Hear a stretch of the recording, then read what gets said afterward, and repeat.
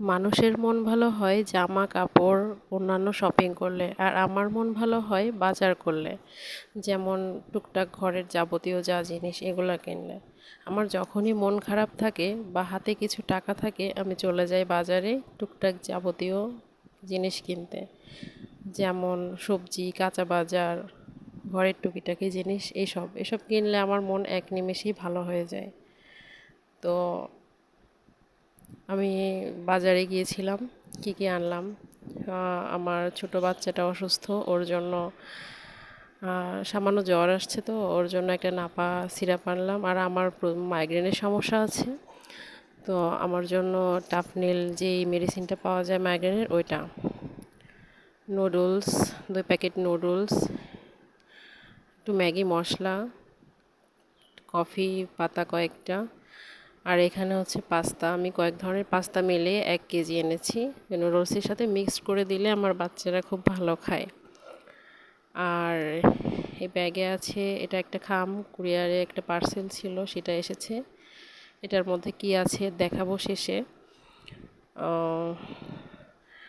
আর হচ্ছে একটা ডালমুট, আমার ছেলে এটা খুবই পছন্দ করে। আর আছে হচ্ছে এখানে একটু কলা ছিল আমার ছোট বাচ্চাটার জন্য, কলা খুব পছন্দ করে, অলরেডি এখান থেকে কয়েকটা খেয়ে নিয়েছে।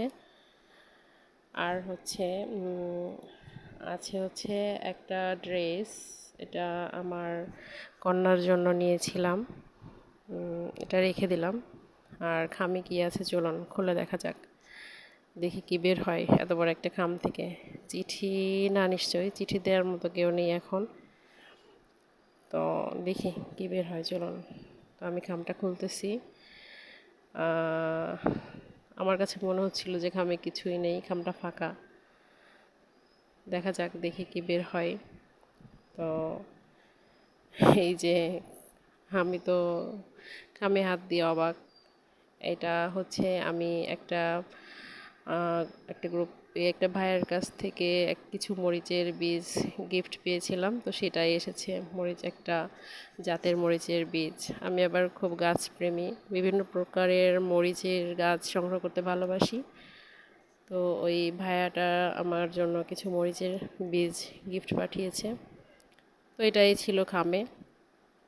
দেখি এটা যখন রোপণ করব তখন এটার ছোট ভিডিও আপনাদের সাথে শেয়ার করব।